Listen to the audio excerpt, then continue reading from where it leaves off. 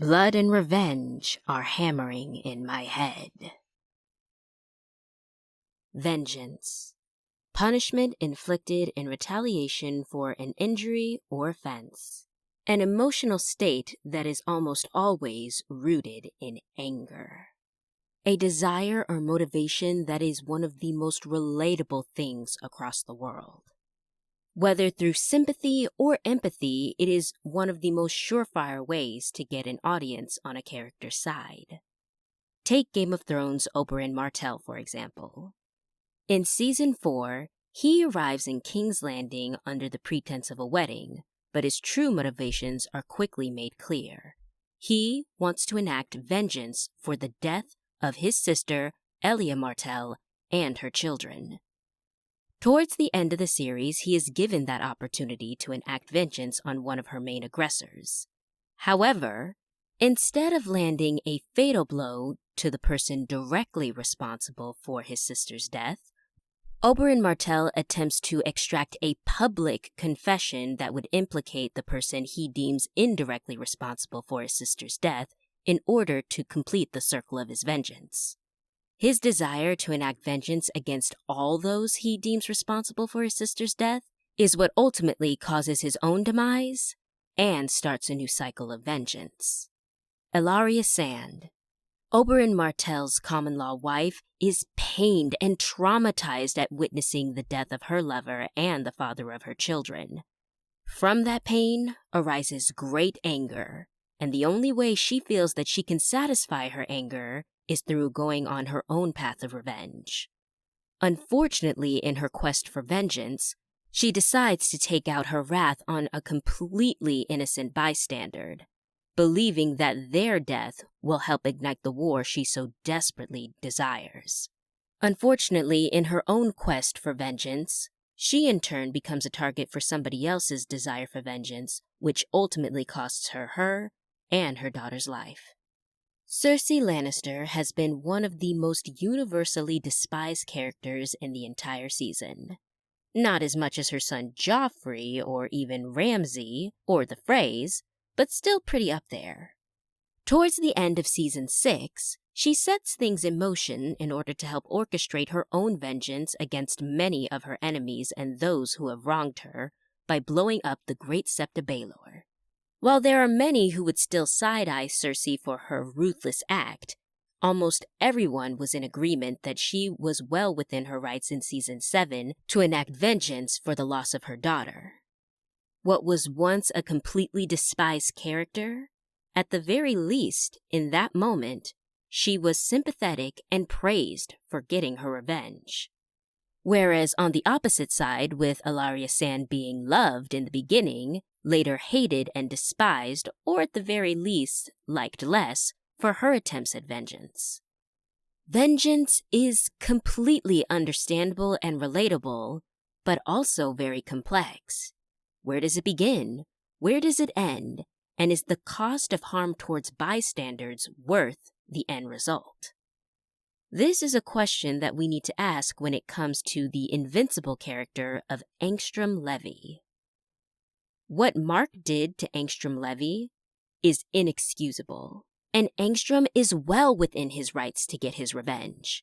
Just to name a few things, Mark Grayson directly ended the life of Angstrom's son right in front of his eyes. Mark Grayson also used his super speed and strength to plunge into the ground, which caused the indirect death of his wife.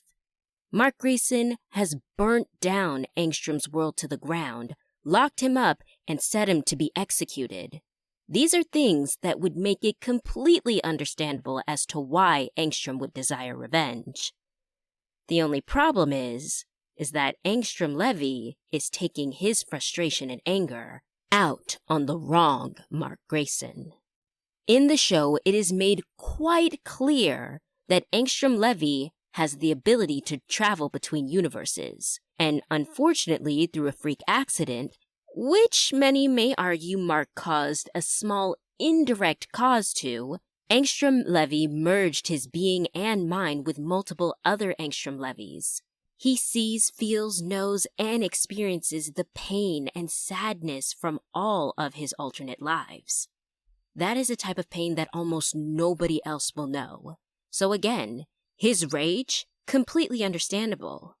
His desire for vengeance, many would praise him for it. But again, the biggest problem is that he's taking it out on the wrong Mark Grayson. Which begs the question as to why. Why this Mark Grayson? Why this Invincible in this reality? Because as Debbie so clearly put it, Angstrom is in a reality where Mark is good. He didn't do any of those things that caused Angstrom pain. So why bring it to that Mark? He's clearly proven that he's much stronger than what he normally was. He's hyper-intelligent, and again, he has the ability to drop off Mark in any universe that pleases him.